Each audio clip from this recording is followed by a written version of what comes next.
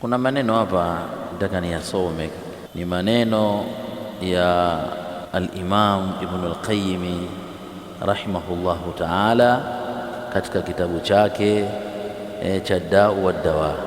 Maneno mazuri sana. Anasema wa ma'lumu anna al-mudhniba innama darruhu ala nafsihi, ni jambo ambalo linafahamika wazi kwamba mtu mwenye kufanya dhambi, mtu asi al-mudhniba, innama darruhu ala nafsi, madhara yake mtu mwenye kufanya dhambi na maasi yanarejea kwa kawaida katika nafsi yake. Wa amma al-mubtadi', ama mtu wa bid'a, fadhararuhu ala an-naw'i, madhara yake yako ya aina mbalimbali wadhi ambayo tofautiana na madhara ya mtu mwenye kufanya dhambi. Mtu kifanya maasi, basi huyu madhara yake yanamrejea yeye katika nafsi yake, anapata dhambi yeye kwa peke yake na linamhusu yeye. Ama al-mubtadi' fadhararuhu ala an-naw', ama mtu wa bid'a madhara yake yako aina mbalimbali.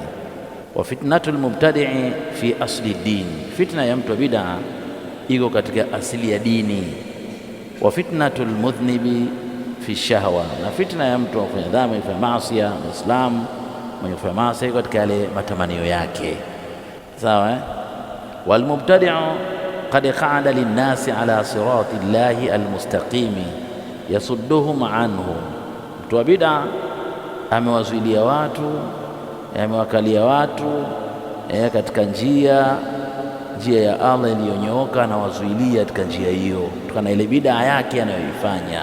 Walmudhnibu laysa kadhalika, lakini asi anayefanya maasi mengine sio kwa bid'a haiko katika hali hiyo.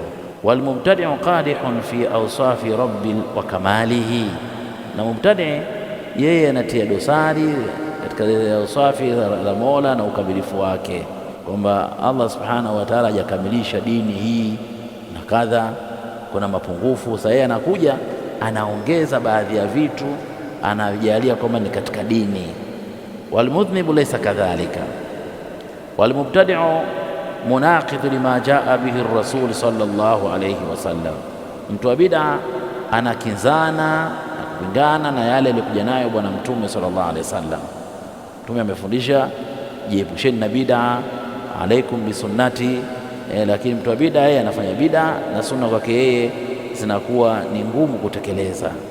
Walasi laysa kadhalika, lakini mtu wa maasi haiko katika hali hiyo.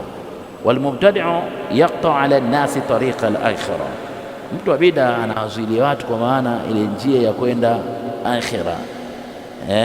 Walasi bati'u sayri bisababi dhunubihi, ama mtu muovu yeye anakuwa mwendo wake uko mwendo wa chini kabisa kwa sababu ya madhambi yake, bikhilafi al-mubtadi'. Sasa hii katika hii ujala na muda huu kuonesha tofauti ya mtu wa bid'a na mtu wa maasi, ndipo pale maulama wa ahli sunnah wal jamaa wakasema kwamba mtu wa bid'a kwamba yeye ni mwovu zaidi kuliko nani? Kuliko mtu wa maasi, kutokana na ule uzito wa bid'a, kwamba mubtadi' mtu wa maasi anafanya, anajua dhambi na wakati wote yurja minhu tauba, utegemewa yeye toba. Ama mtu wa bid'a yaatakidu annahu ibada, anaitakidi hiki anachokifanya ni kuwa ni ibada, wala yurja minhu tauba, haitarajii kutoka kwake toba, kwa sababu lile jambo la bid'a yeye haoni kwamba yale ni maasi. Mtu anafanya maulidi, haoni kwamba maulidi ni maasi, yeye anaona maulidi nini?